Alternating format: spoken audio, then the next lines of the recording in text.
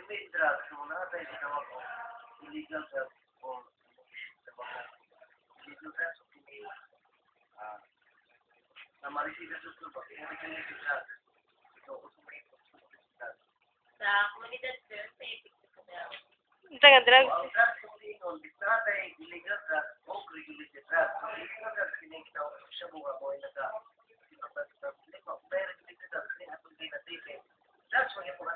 Sa shabu. Sa shabu. Illegal.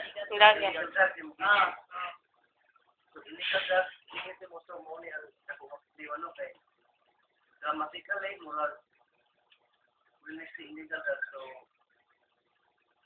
isa sa self-explanatory na kayo kita na ito kung sa epekto sa atong edad karon.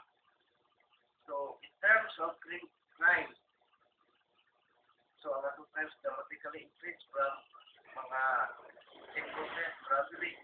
So, pwede rin na. So, why is it na magkailang na ang liquid of drugs?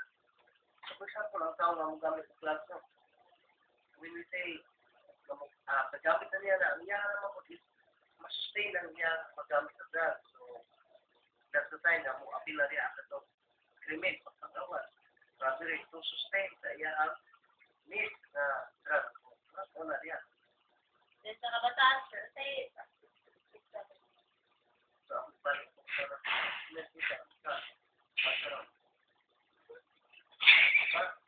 so, sa mga kabataan karon, only sila yung ang akong mga kung kung kayo o kung nag-expect ang atong environmental factors na growing up sa atong mga literature karon. However, ang atong siya is supervision naman more pa rin sa pagkakaroon kay may influence sa pagkakaroon sa school.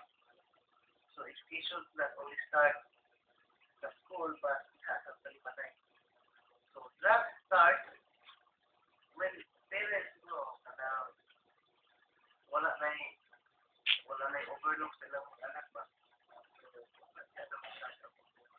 then katulad sir, dahil kayo nakita o reaction sa government or barangay para mga ganyan sa So, ang atong museum karon din sa Puerto Paro.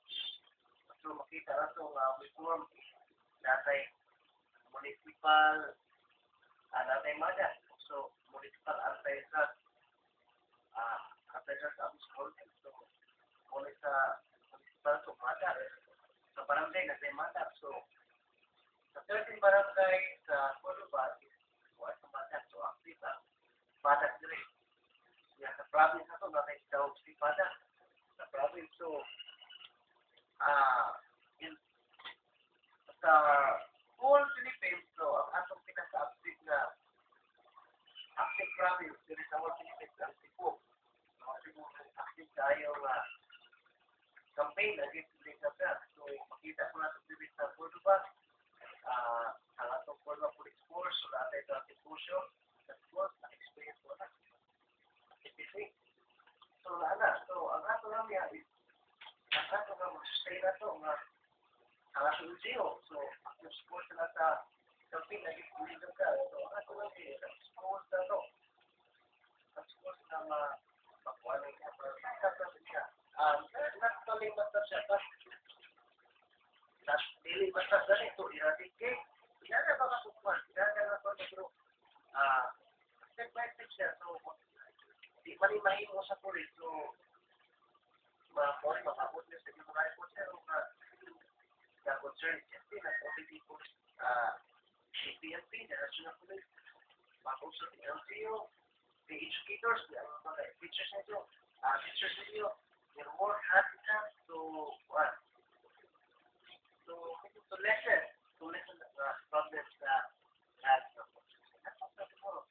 then last sir na kayo nag-ipo para makumpanya sa Ayun. So, in terms of complex drugs sa Puerto Paz, so we have a lot of, in fact, kung hindi mo karoon dali, hatang pag-isip na, so, marang kita kayo siguro mo dapat sa tao, ito, murag na kailangan mo kayo, sabihin, 50 minutes. So, mauli ang atong mga accomplishments. So, kini mo na yung mga dahil sila to. So, katagan di ka o listening. So, huwag makaingon ka na. So, from 2010, so, kini mo ni ang kuhan diri. So, na-assign ko diri 2011. Nag-start ko assign diri. So, 2010 more, dili siya nga sakto nga figure, but more than ano yun, pero ang amo na ko nga na-recover ng mga data. So, 2011 na, kini siya nga, kini nga, operation ni siya, bypass operation, so, operation ni siya. So, 2010, we have 10 arrested persons, 10 arrested personalities. So, operation na siya, sa 2012, natay 20, sa 2013, natay 8, sa 2014, natay 20, sa 2015, natay 29. Arrested person. So, muna ang data ka naman to. Pero, kini, not included sa mga incidental to local arrest. But, kini mauni ang mga operations na lead ang atong what? Nag-asal mo. Nag-asal yung barangay. Sa bas, niya na kapag So, dili sa pulo ba? Kasi na pulo ba? wala. Then, Yeah. unsay mong maikahatag or maka-contribute sir para mahunong ang paggamit sa drugs? So, sa ako lang isa ingon na we can say sa Puerto Bacaron, I don't know.